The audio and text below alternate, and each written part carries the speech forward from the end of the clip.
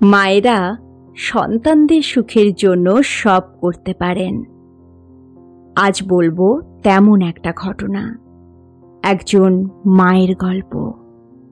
তিনি হলেন Mary an Bevan, যিনি পৃথিবীর সবচেয়ে কুশ্রী মহিলা হিসেবে পরিচিত ছিলেন।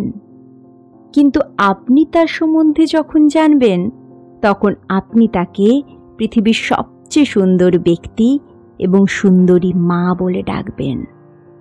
মেরি অ্যান অ্যাক্রোমাগালিতে ভুগছিলেন, যার কারণে তার মুখের অস্বাভাবিক বৃদ্ধি ছিল এবং মুখ ছিল লম্বা আকৃতির।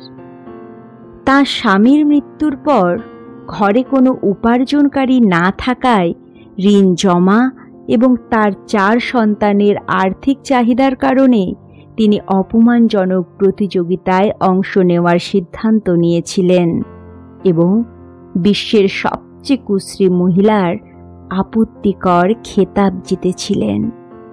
পরে তাকে একটি সার্কাস পার্টিতে নিয়োগ দেওয়া হয়েছিল, যেখানে তিনি বিভিন্ন শহরে ভ্রমণ করতেন এবং লোকেরা তাকে দেখে হাসত এবং অপমান করত। মানুষ সন্তানদের জন্য কি না করতে পারে বলুন তো?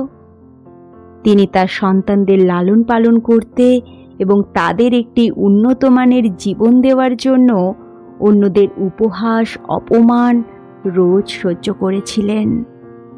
তিনি 1933 সালে মারা যান। আজ অবধি সমাজ মানুষকে তাদের শারীরিক গঠনের ওপর বিচার করে। আমাদের চোখ যদি দেহের অসুন্দর চেহারার পরিবর্তে তার আত্মার সৌন্দর্য দেখতে পেত, তবে মেরি অ্যান বিশ্বের সবচেয়ে সুন্দরী মহিলা হতেন। আমার চোখে তিনি সবচেয়ে সুন্দর মানুষ এবং মা।